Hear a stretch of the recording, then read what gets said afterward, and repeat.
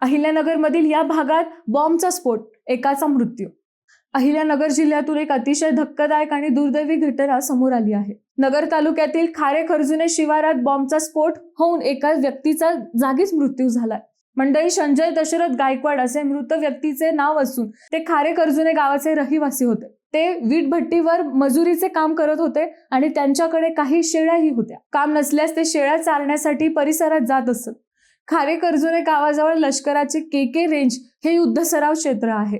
या ठिकाणी काही दिवसांपासून लष्करी सराव सुरू होता। याबाबत ग्रामपंचायतीला माहिती देण्यात आली होती आणि ग्रामस्थांना ध्वनिक्षेपणाद्वारे त्या भागात न जायची सूचनाही देण्यात आल्या होत्या। मात्र 10 जून रोजी संजय गायकवाड हे शेळ्या चारण्यासाठी त्या परिसरात गेले होते। त्याच वेळी त्यांना लष्करी सरावादरम्यान न फुटलेला एक बॉम्ब दिसला। तो निकामी झाला असावा असा त्यांचा समज झाला।